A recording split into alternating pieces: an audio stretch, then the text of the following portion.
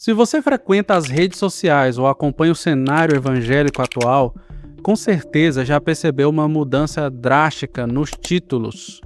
O que antes eram pastores, bispos ou reverendos, agora deu lugar a algo muito mais imponente, o título de apóstolo. Estamos vivendo o que muitos chamam de restauração do apostolado. Líderes que não apenas pastoreiam igrejas, mas que reivindicam uma autoridade espiritual absoluta. Revelações diretas que muitas vezes parecem estar acima da própria Escritura e uma hierarquia que não aceita questionamentos. Mas aqui está o ponto central que precisamos enfrentar hoje no Teologia. Se a própria Bíblia diz que a igreja é edificada sobre o fundamento dos apóstolos e dos profetas, será que esse fundamento ainda está sendo construído depois de 2000 anos? Muitos de vocês me perguntaram nos comentários sobre o crescimento de movimentos como a Nova Reforma Apostólica e eventos recentes que têm gerado muita polêmica. A pergunta que fica no ar é: o que aconteceu nos últimos 20 anos para que centenas de novos apóstolos surgissem do nada? Seria este um novo e legítimo mover de Deus para os últimos dias, ou estaríamos diante de uma das maiores farsas teológicas da história da igreja, movida por ego, poder e falta de memória histórica? Hoje nós vamos olhar para o passado para entender o presente. Vamos descobrir o que os gigantes da fé e a história da igreja têm a dizer sobre esses novos títulos que estão nascendo nos dias atuais. O que você vai ouvir aqui hoje pode mudar completamente a forma como você enxerga a autoridade na igreja. Eu me chamo Bruno e esse é o canal Teologia. Pegue seu café, a sua Bíblia e vamos mergulhar nessa história. O que é um apóstolo? Para entendermos se o que vemos hoje é legítimo, precisamos primeiramente entender o que a Bíblia realmente define como um apóstolo. A palavra no grego apóstolos significa simplesmente um enviado. Mas no Novo Testamento existe uma distinção clara que muitos dos líderes modernos preferem ignorar. Primeiro existia o ofício apostólico. Este era restrito a um grupo muito específico. Em Atos capítulo 1, quando a igreja precisava substituir Judas Iscariotes, o critério foi absoluto. Não bastava ter uma unção, era necessário ter acompanhado Jesus desde o batismo de João até a sua ascensão e ser testemunha ocular da sua ressurreição. Paulo foi a única exceção, o nascido fora do tempo, pois viu Cristo no caminho de Damasco e recebeu dele um chamado direto. Notem que o próprio Paulo, em 1 Coríntios capítulo 15, se coloca como o último a quem Jesus apareceu. Se Paulo foi realmente o último, como que podem existir milhares de outros novos apóstolos nos dias atuais? Em Efésios capítulo 2, versículo 20, lemos que a igreja é edificada sobre o fundamento dos apóstolos e profetas. Pense na construção de uma casa. Você não passa 20 séculos construindo o fundamento. O fundamento é lançado uma vez para que o restante do edifício seja erguido sobre ele. Os 12 e Paulo lançaram esse fundamento ao escreverem o Novo Testamento e estabeleceram a doutrina cristã. Reivindicar o título de apóstolo hoje, com a mesma autoridade deles, é como dizer que o fundamento de Deus estava incompleto ou que a Bíblia ainda precisava de novos capítulos escritos por esses líderes. É verdade que o termo apóstolo é usado de forma mais ampla para pessoas como Barnabé ou Epafrodito, mas sempre no sentido de mensageiros ou missionários das igrejas, nunca como autoridade normativa de quem dita novas regras para o reino de Deus. Então, se a Bíblia coloca a régua tão alta, por que o silêncio da história sobre esse título durou tanto tempo? É isso que vamos ver agora, ao olhar para o que os sucessores diretos dos apóstolos pensavam sobre isso. O veredito da história, o silêncio de 1900 anos. Agora, aqui está a prova mais contundente contra a farsa dos novos apóstolos. Se o título de apóstolo deveria continuar na igreja, por que os homens que foram treinados diretamente pelos apóstolos recusaram tê-los? E por que houve um silêncio de mais de 1900 anos sem ninguém reivindicar esse título? Nós estamos falando dos pais da igreja. Homens como Inácio de Antioquia, que foi discípulo direto do apóstolo João no ano de 107 d.C. Enquanto ele era levado para o martírio em Roma, ele escreveu carta às igrejas. Em uma delas, ele explicitamente diz o seguinte: Eu não vos dou ordens como Pedro e Paulo, Eles eram apóstolos, eu sou um condenado. Percebam a diferença?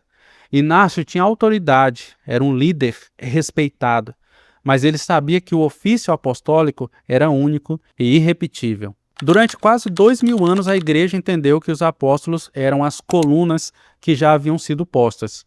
De Policarpo a Agostinho, de Martinho Lutero a Charles Spurgeon, nenhum desses gigantes da fé ousou se auto-intitular apóstolo.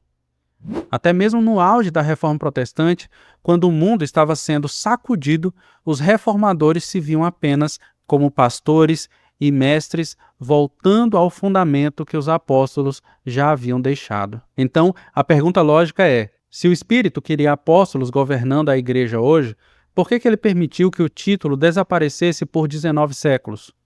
Porque nenhum dos grandes avivamentos da história, como o de Wesley ou de Moody, precisou de apóstolos para acontecer. O silêncio da história da igreja é ensurdecedor. Ele nos revela que o que estamos vendo hoje não é uma restauração de algo antigo, mas é uma invenção de algo totalmente novo e sem raízes na tradição cristã. Mas se a história não apoia esse movimento, então de onde ele veio? Quem é o arquiteto ou quem foram os arquitetos dessa nova teologia, esse novo pensamento que está varrendo as igrejas modernas? É o que nós vamos descobrir agora. De onde veio isso? Se passamos quase 2000 anos sem novos apóstolos, você deve estar se perguntando de onde saiu essa ideia que hoje parece estar em todo lugar. A resposta não está na Bíblia, nem na história da igreja primitiva, mas em um movimento muito recente, chamado Nova Reforma Apostólica, ou simplesmente NAR. O grande arquiteto dessa ideia foi um teólogo chamado Peter Wagner. No final dos anos 90, ele começou a propagar que Deus estava fazendo algo inédito, restaurar o governo da igreja através de novos apóstolos e profetas.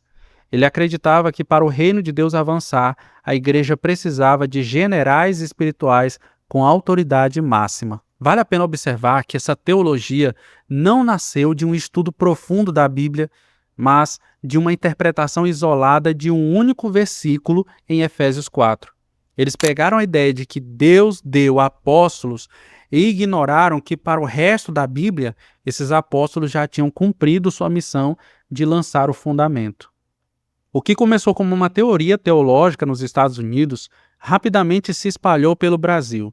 O título de apóstolo virou uma ferramenta de marketing e principalmente de hierarquia. Diferente dos pastores tradicionais que prestam contas a concílios ou às suas congregações, esses novos apóstolos criaram um sistema onde eles estão no topo. Eles não são apenas líderes, eles são vistos como canais exclusivos da revelação. Se você questiona o apóstolo, você está questionando o próprio Deus. Percebam o perigo. Ao criarem essa genealogia moderna, eles cortaram o cordão umbilical com a Reforma Protestante e com a Igreja Histórica. Eles não querem ser sucessores da doutrina dos apóstolos. Eles querem ser os próprios apóstolos e criadores das suas próprias doutrinas. E quando o poder é absoluto e não pode ser questionado, o caminho para o abuso espiritual está escancarado. É sobre esses perigos práticos que nós vamos falar agora. Os perigos práticos da nova unção. Mas alguém podia dizer assim: Bruno, mas qual o problema de alguém querer ser chamado de apóstolo? É só um título, né? Eu gostaria que fosse realmente só isso. Mas as histórias que nós recebemos aqui nos comentários do canal Teologia mostram que esses títulos pomposos, né, eles fazem com que muitas ovelhas acabem sofrendo na mão desses tiranos e escondem um fardo pesadíssimo que tem muita gente carregando por aí. Quando um líder se autodenomina apóstolo no sentido moderno, ele está reivindicando uma unção que o coloca acima do questionamento. Se ele diz que Deus falou, a igreja não pode conferir nas escrituras se aquilo é verdade. Afinal, quem é você para questionar o apóstolo do Senhor? Isso anula o princípio de Bereia, onde os cristãos conferiam tudo nas escrituras. O segundo perigo é a falta de prestação de contas. Pastores bíblicos prestam contas a concílios, a outros presbíteros e à congregação, mas apóstolos modernos geralmente criam suas próprias estruturas onde eles são a autoridade máxima. Isso é um terreno fértil para abuso de poder e, infelizmente, abusos financeiros. Quantas vezes você já viu esses títulos associados a atos proféticos que, no fim, sempre pedem uma oferta especial?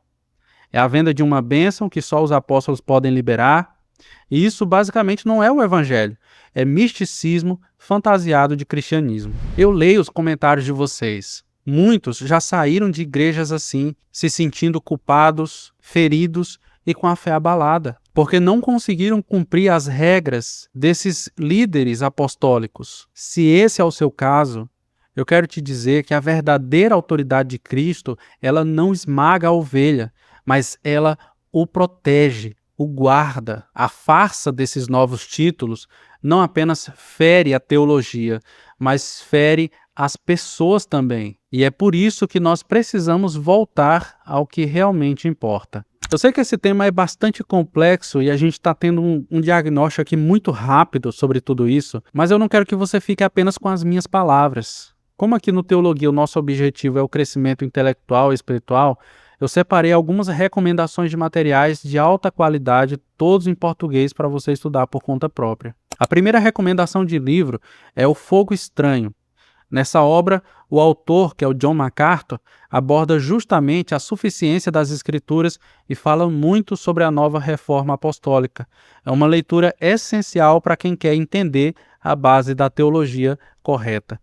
Outro material indispensável é o livro 9 Marcas de uma Igreja Saudável. O que eu mais gosto nessa obra é como ela explica como avaliar a saúde da igreja usando 9 qualidades negligenciadas por muitas das igrejas contemporâneas.